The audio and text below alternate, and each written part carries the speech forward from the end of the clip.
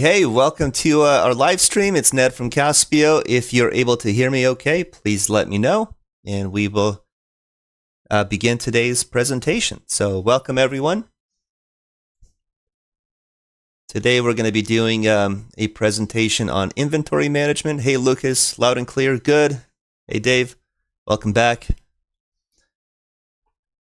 think we'll just take a few more seconds to allow others to join in, and then we'll go ahead and begin.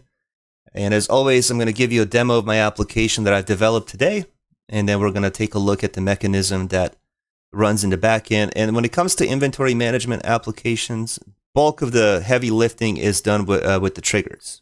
Okay, so there are multiple triggers that are running behind the scenes to, one, subtract inventory that we have on hand, to put items on back order, to calculate total cost as you place the order for quantity of a certain item.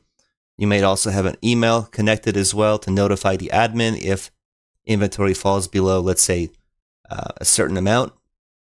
So yeah, there are multiple triggers that are firing in the back end, and a lot of it is just automated behind the scenes. And I put together a small example today because what you would need are these triggers. And I'm going to make that available as a download for you, as I usually do. And then if you want to extrapolate and take the triggered actions and apply them to your own inventory management system, that's really all that you're going to need. In some cases, you may have to modify the triggers slightly according to your own use case. But these are the typical triggers that you would need to have the whole thing operating in the back end. Unless I missed something, and if I did, let me know, then we can improvise, and then we can just modify the trigger slightly if needed. Okay. So I think we can go ahead and begin.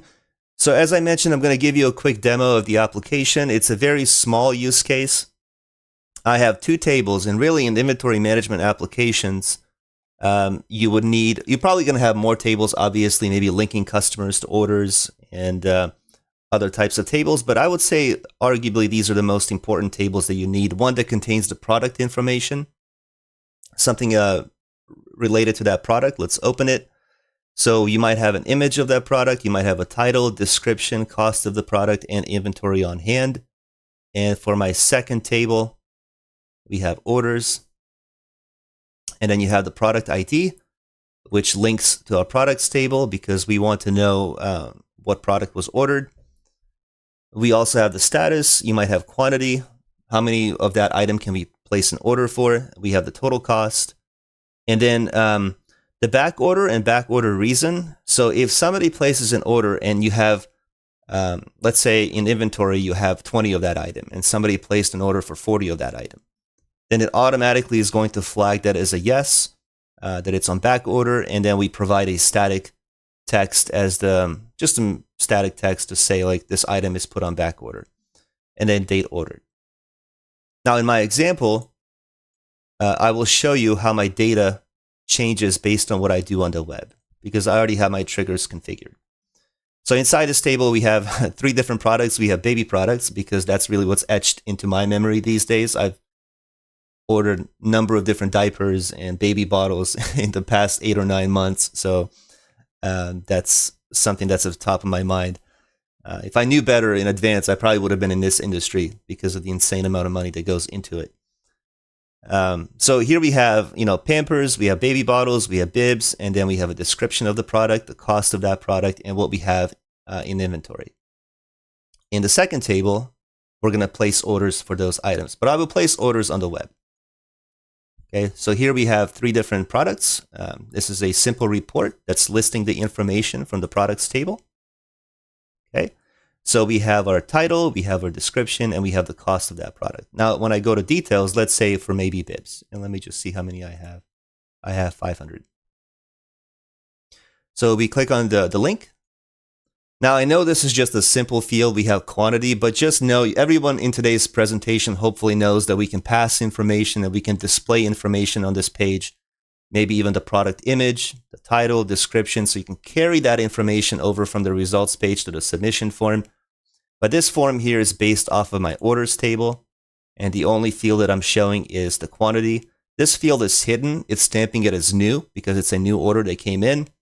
The total cost is going to be automatically calculated, and we're going to use the trigger to do that. So when I place a quantity for, let's say, 20, we can use the trigger to look up a value from the other table of products. So we can grab this value, cost, and then stamp that value automatically as the total cost inside this table. You can also display that in real time on the form itself. So if you wanted to, when you add the quantity, you can calculate and get the total here so it's visible to the end user. And let's see, what else do I have? But these are the fields that I have for this table.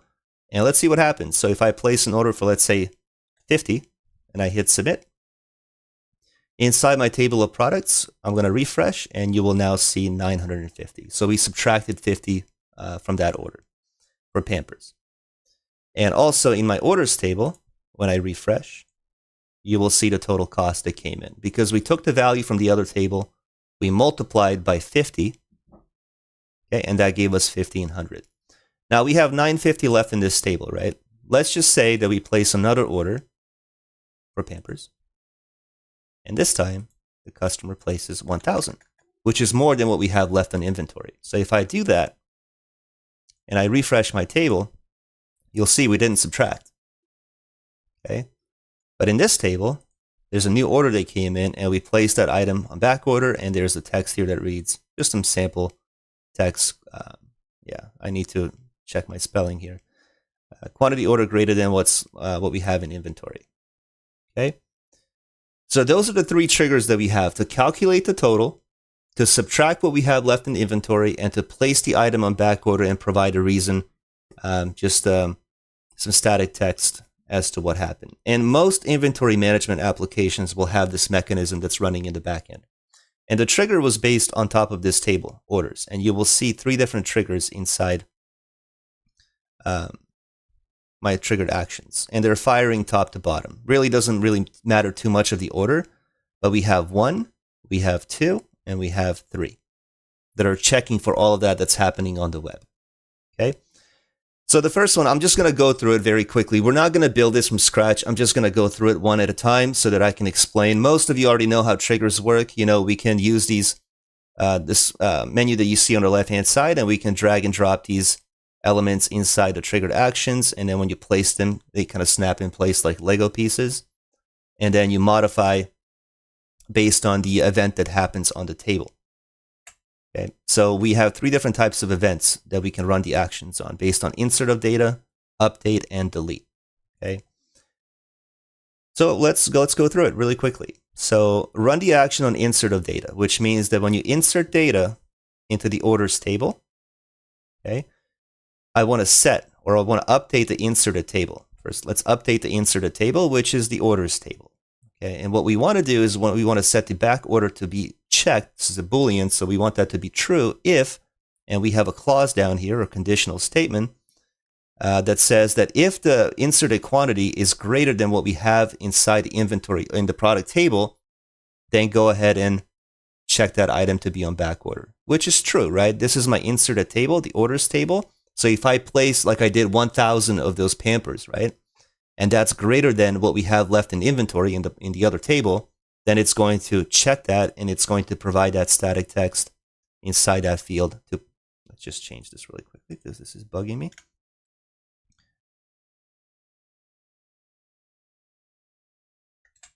There.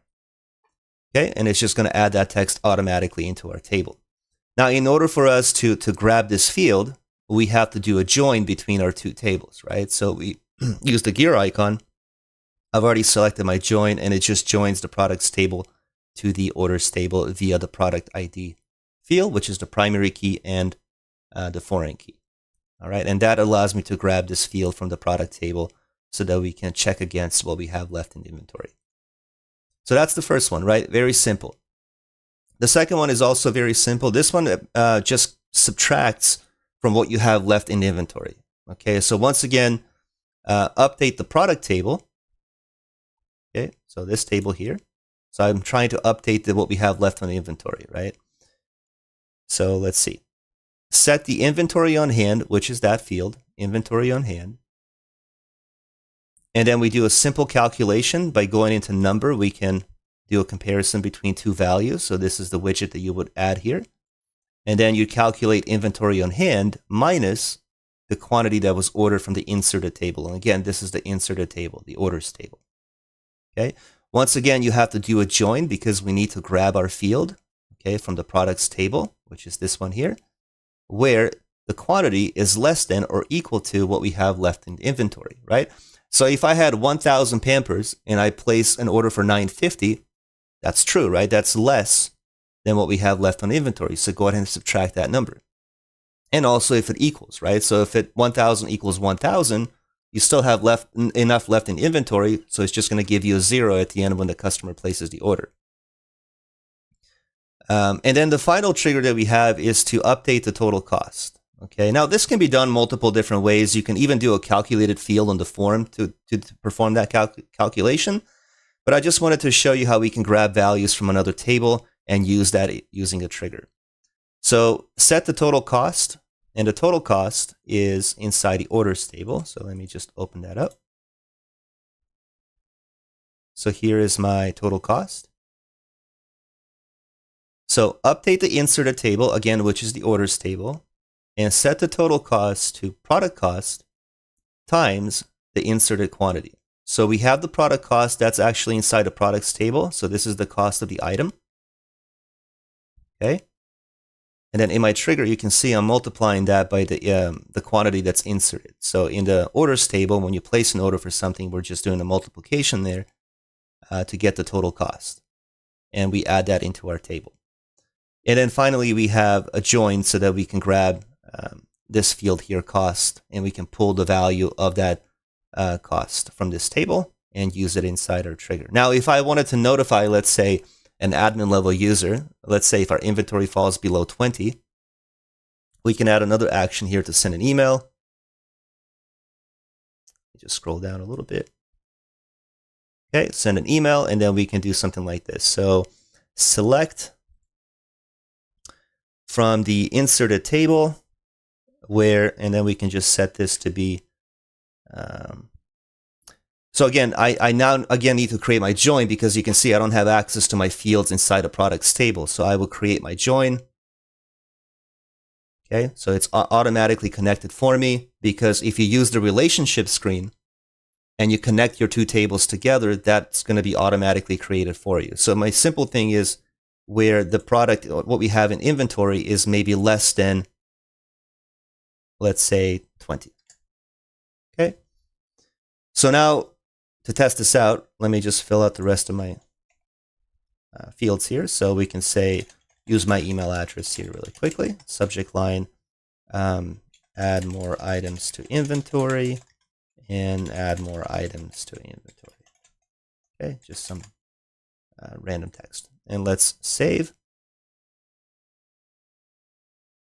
Okay, so now let's take a look and see what we have in our table. So we have 600 baby bottles. I'm just going to place an order for 590 because that's going to be less than 20. That's going to give us 10, but I should get the email sent to my Outlook. So let's take a look. So I will say baby bottles and we'll say 590. Hit submit. And inside my products table, I should now see 10, but I should get an email here in just a moment. And the email just came in. So here we have the email, add more items to inventory. Now you could also add fields as parameters. So if you want the exact specific item that you need to order, then you can insert that inside the body of the email as a parameter so you know exactly what item you need to add to inventory. Okay, let me know if you have any questions. Let me pull up my comment section here. Okay, what if someone cancels their order? So if they cancel their order, that's I guess, yeah, that's another added module to the inventory management that I didn't think of. That would have to be added. In that case,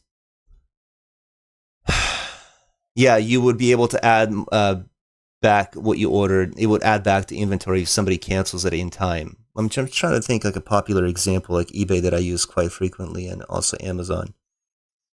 I think you're given a specific time frame, amount of time that you have, but that you can cancel your order. Yeah, we will probably have to set up a login for the customer, and they're going to be able to view their orders, right? Which I don't have, unfortunately. So if I'm looking at my orders and I hit the cancel link, I might actually just lead them to a submission form to provide a reason why you want to cancel. And then upon submission, we can just subtract, let's say, that quantity from what they ordered, right? I'm trying to think if that's that typical workflow. I know on Amazon, you provide a reason why you want to cancel. And yes, if I do submit that form, it takes out what I added to my cart and it puts it back into inventory if the order is canceled. But in that case, I would have to create some kind of a login. Maybe we can do a part 2, so that you can see a complete inventory. Because again, I'm not an expert in this field when it comes to inventory management. I'm just going off of what I think I know. But yeah, what we'll do is we'll do a part 2. I'll set up the rest of it so that you can see. And if you want to add more to it, let me know, because that's a good question there, Judith. So that's a really good question. So maybe we can even set up a login for a customer to be able to see their prior orders. And have a cancel link to cancel the order, and then we can add back to inventory what we just added, what we just placed an order for. That's a great question, but we'll have to do a part 2. And if there's anything else you want to see, I'm happy to add to it. This isn't, I wouldn't say this is the exact solution that somebody would need. This is more for e-commerce. If you have a website and you have items that you're ordering, now that I think about it, even on eBay, you can check out as a guest, but you can also create an account if needed. But if I check out as a guest, I need to double check to see if there's a way for me to somehow cancel my order in time. I know that if I log into my account, I can see my prior orders, but that I can also cancel from, at least on Amazon. I know that's how they do it.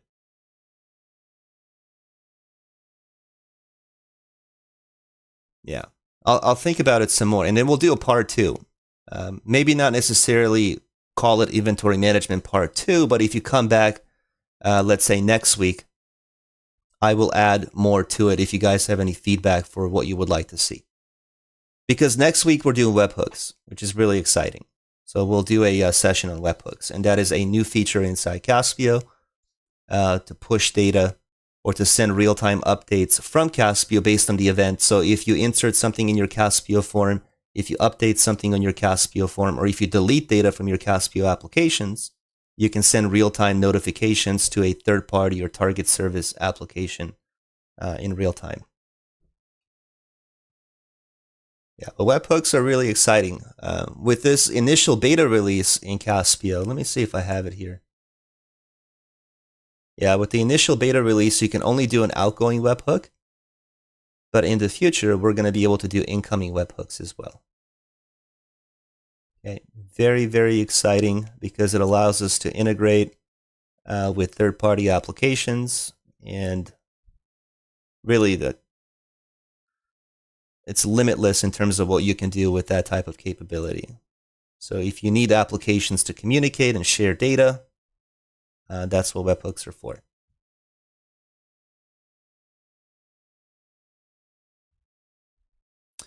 Yeah, today was a quick live stream topic. Let me know again. I'm happy to answer any questions. And if you wish to send me an email to add more to our inventory management system, you can just send me a quick email here. Let me know what you'd like to see in part 2. And then I promise next week, after we're done with webhooks, we'll complete the setup for part 2 of inventory management.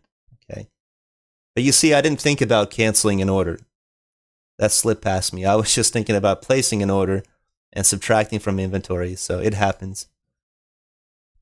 To edit. Okay, allow edits to orders as well. Okay. Let me note that down, actually.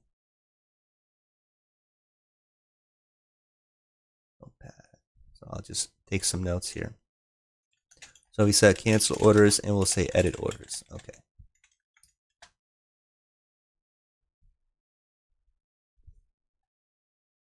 Yeah, so if I want to maybe change the quantity from 10 to 5 or something like that, I should be able to do that.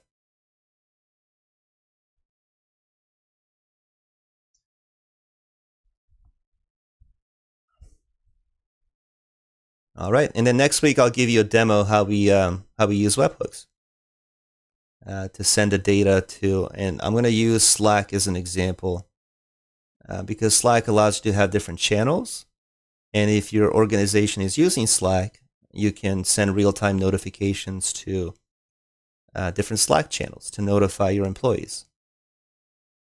And I'll try to see if I can come up with maybe one or two more use cases. I know somebody wanted to see WhatsApp, so I'm going to try to dabble with business WhatsApp to see if there's a way for me to connect as well.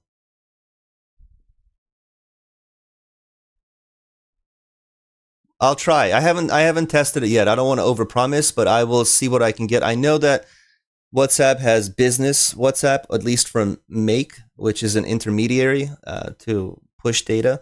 I'll explain more about that next week, but I'll do my best to bring in WhatsApp as well for business. All right. Thank you so much again for coming back to the live stream. I hope this was useful. I'll make this application available as a download again in the description of the video. And then next week, we'll add more to add these additional modules to be able to edit and cancel an order as well. And if there's anything else you'd like to see from the inventory management, let me know via email, and I will include that in our presentation next week. Okay? Thanks, Dave, Didier, Judith. Thanks for coming back. I appreciate your time. And yeah, it's a lot of fun when it comes to automation. It's a lot of fun to use the triggers because I will most likely have to add more triggers to our current example, right? Because when you cancel an order and you submit the form, we now need to add that inventory back into what we had, what we subtracted initially, right? Or if you edit, again, that will be another trigger because I need to be able to edit the quantity. Okay, good. Glad that it was helpful. I appreciate that. Eva, thank you so much as well. So yeah, hopefully we'll see you next Wednesday for more Caspio learning. As I said before, every Wednesday we try to pick a new topic and we go over it and explain how it was done. Okay, but don't miss next week. Next week on webhooks, it's pretty cool and exciting. So